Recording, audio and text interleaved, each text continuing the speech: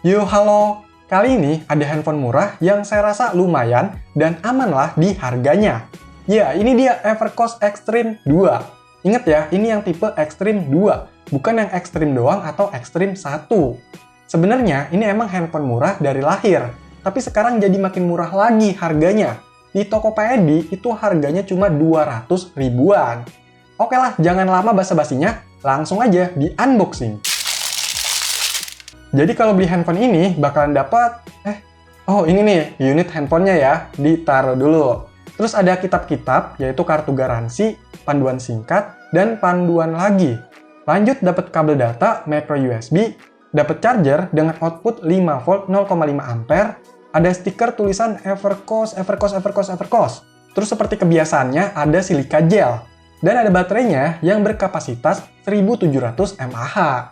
Udah nggak ada apa-apa lagi. Jadi itulah isi box dari Evercost Extreme 2. Lanjut, cek unitnya.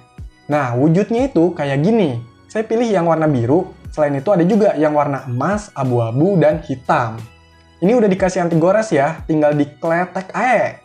Di bagian depan ada layar 4,5 inch. Di atasnya ada kamera dan earpiece, bawahnya ada tombol kapasitif, recent app, home, dan back.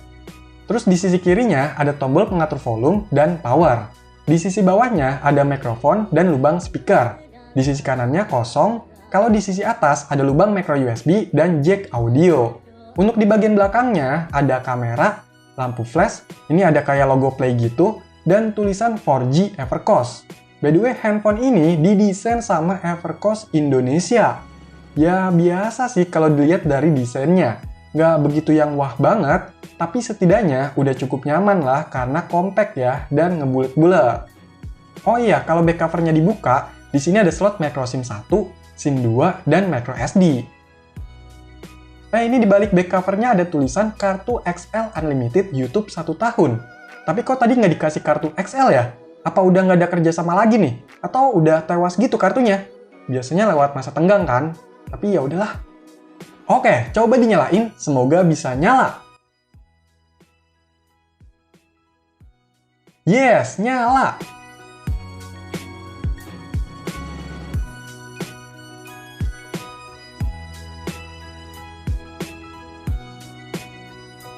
Dan inilah tampilan awalnya. Nah, jadi handphone ini tuh pakai OS Android versi 8.1.0 alias Android Oreo. Dengan patch keamanan 5 Desember 2018. RAM-nya ini cuma 1 GB dengan sisa sekitar 500 MB dalam keadaan fresh ya. Sedangkan untuk internal storage-nya total 16 GB, udah kepake sekitar 3,5 GB. Lumayan lah ya. Padahal kalau lihat dari jumlah aplikasi bawaannya ini kehitung banyak loh. Entah itu dari Evercost-nya maupun dari pasukan Google. Tapi untuk Google ini rata-rata aplikasi yang versi Go atau yang ringan-ringan gitu dibandingkan yang aslinya. Dan memang untuk OS Android yang dipakai di handphone ini juga ternyata Android Go. Jadi ya bisa cukup ngeringanin ya. By the way, untuk aplikasi bawaan ada yang bisa di-uninstall, ada juga yang enggak. Tapi kebanyakan yang enggak bisa. Nah ternyata ini juga ada software update ya. Tapi pas saya coba, malah nggak ada update katanya. Adeh, di prank. Oke, coba cek kameranya. Dan inilah hasilnya.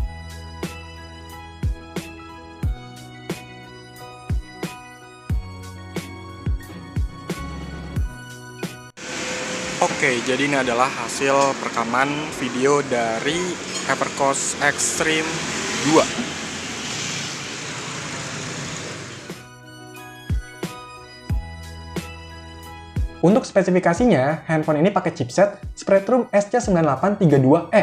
RAM-nya 1 GB, internalnya 16 GB, GPU-nya Mali T820, layarnya 4,5 inch TFT, OS-nya Android Go 8.1.0 Oreo 32 bit. Nah, sebenarnya udah sering banget kan saya ngebahas handphone-handphone murah di rentan harga 200 ribuan. Jadi kali ini saya mau bahas aja tentang kelebihan dan kekurangan handphone ini di kelas harganya. Untuk kelebihannya, pertama handphone ini dari merek yang jelas. Kondisi handphonenya itu baru dan garansinya resmi Indonesia.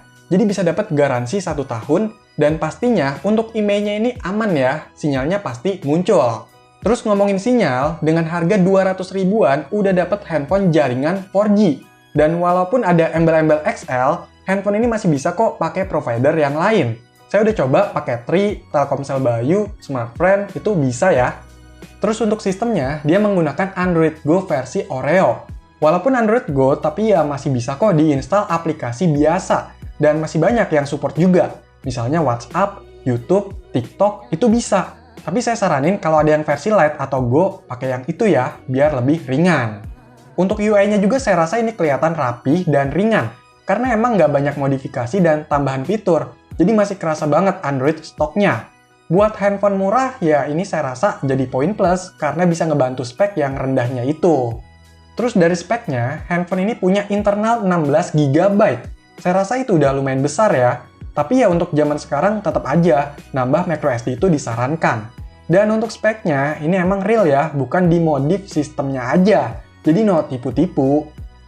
Untuk build quality-nya ini udah lumayan oke, walaupun desainnya biasa aja. Tapi ini nggak ada yang aneh kok, masih rapih lah.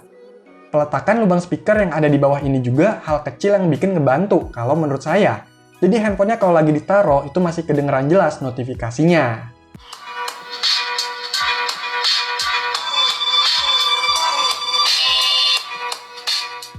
Dan untuk baterainya ini, walaupun cuma 1700 mAh, tapi kerasa cukup awet.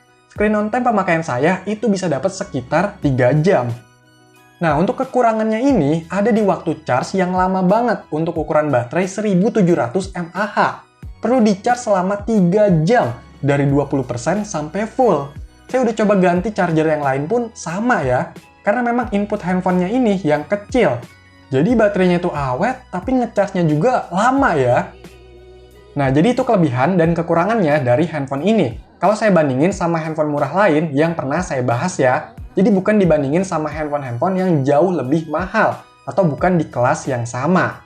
Kalau nggak disebutin di antara kelebihan atau kekurangannya, berarti itu biasa aja untuk di kelasnya. Dan kalau ada yang masih berpikiran beli handphone ini untuk main game, ya itu udah maksa banget. Kecuali emang game yang dimainin itu sekedar Ludo, Onet, atau game sejenisnya lah. Dan untuk oprek-opreknya juga kayaknya nggak ada deh. Saya nggak nemuin fosil-fosil bahan oprekannya.